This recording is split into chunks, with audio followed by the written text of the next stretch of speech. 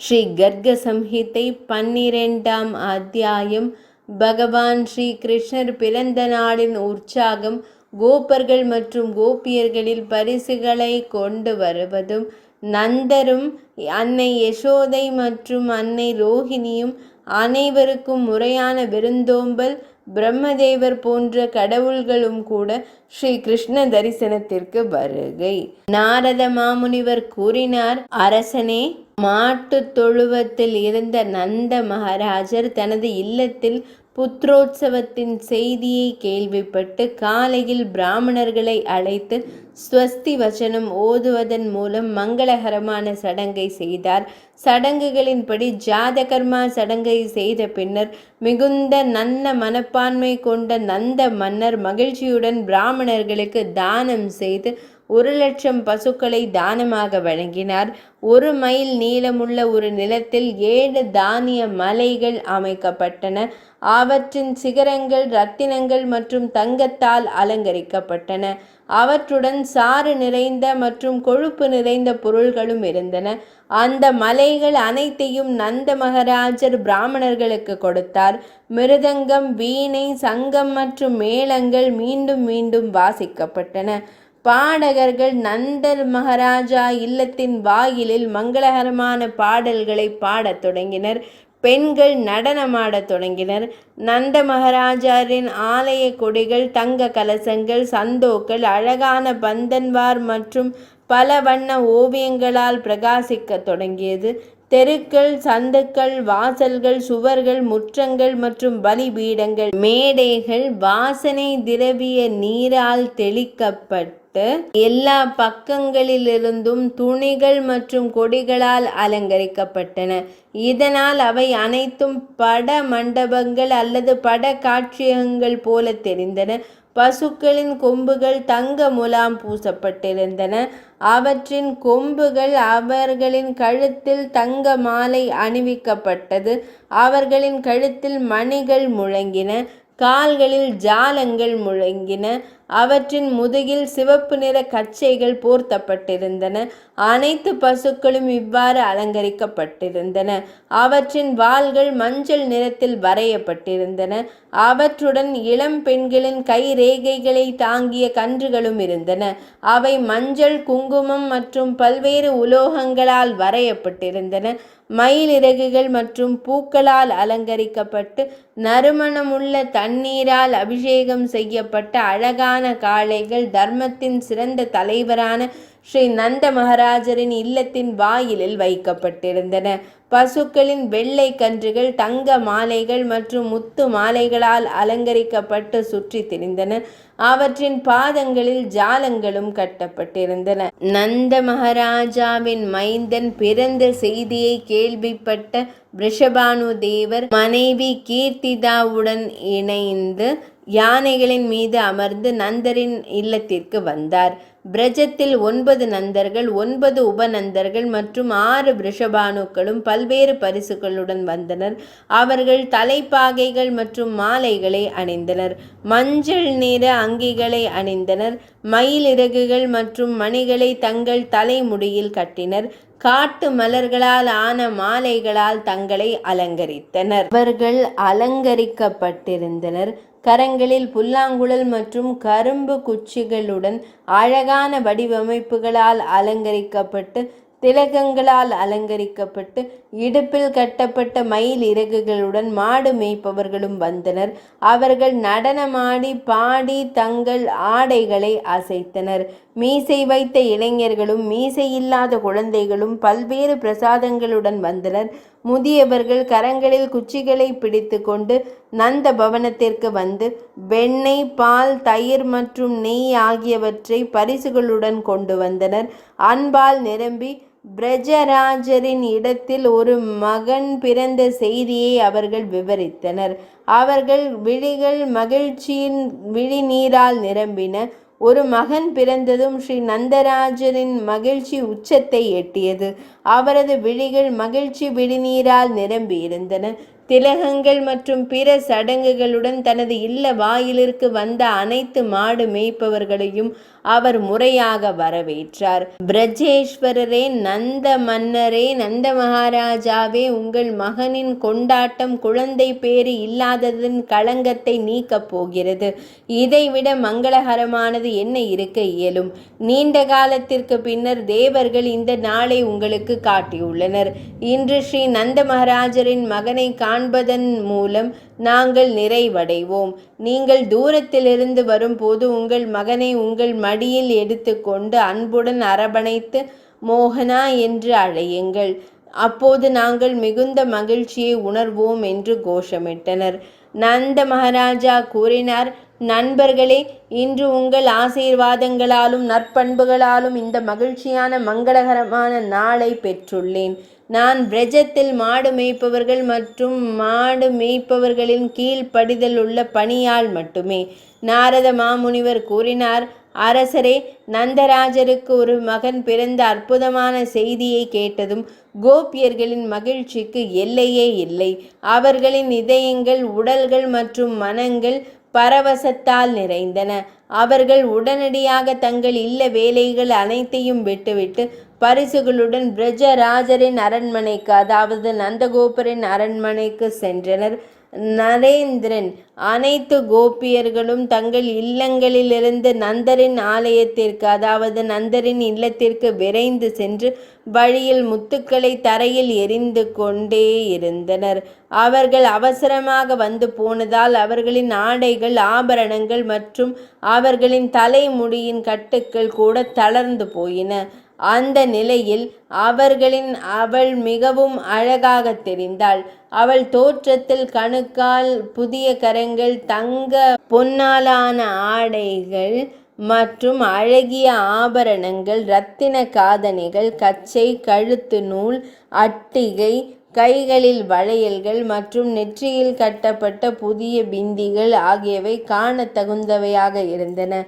நரேஸ்வரர் கடுகு, உப்பு, சிரப்பு, மஞ்சள் தூள், கோதுமை மாவு, மஞ்சள், கடுகு மற்றும் வாதுமை கொட்டை போன்ற அனைத்தையும் அவள் தன் கரங்களில் எடுத்து லாலாவின் முகத்தில் அன்பாக பூசி அவரை ஆசீர்வதிப்பாள். இதையெல்லாம் செய்த பிறகு அவள் அன்னை யசோதையிடம் கூறினார், கோபியர்களே, அன்னை யசோதை மிகவும் மகிழ்ச்சியுடன் காணப்படுகிறாள் என்றனர். இது நல்லது. என்ன ஒரு ஆசீர்வாதம்! இன்று ஒரு உயர்ந்த அதிர்ஷ்ட நாள். நீங்கள் ஆசீர்வதிக்கப்பட்டவர்.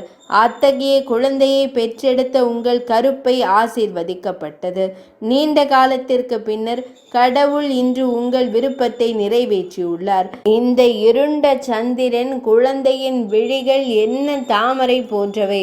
அவரது செவ்விதழ்கள் எவ்வளவு அழகாக புன்னகை செய்கின்றன. அவரது செவ்விதழ்களின் புன்னகையைக் கண்டு மிகுந்த மன மகிழ்ச்சி ஏற்படுகிறது. அவரை மிகுந்த கவனத்துடன் வளர்க்கவும்.